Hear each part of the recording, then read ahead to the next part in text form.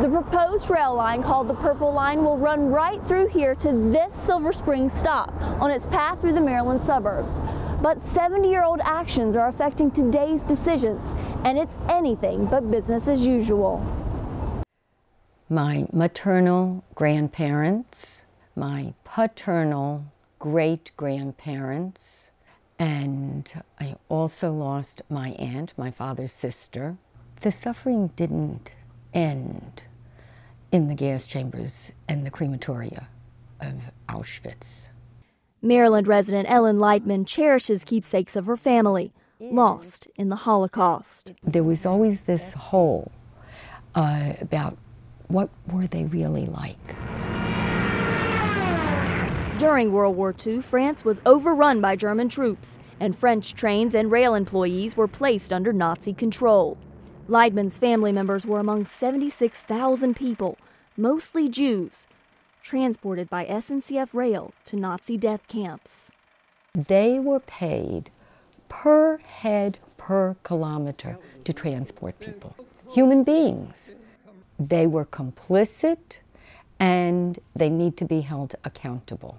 SNCF did not do it. The Nazis did it. Alain Larray is president of SNCF America and says the company also paid a heavy toll.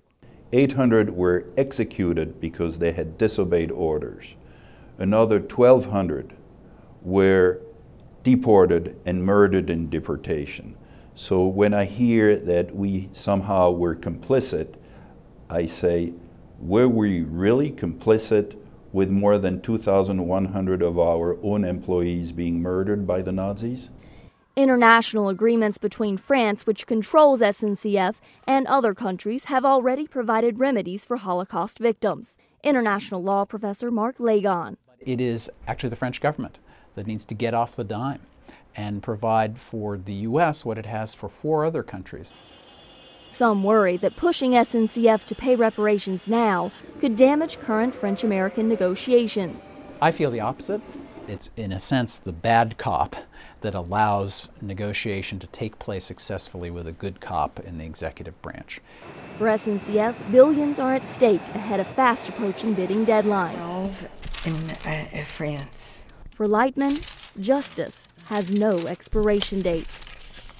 It went back to them, returned to sender, you know, because they were transported out of there already.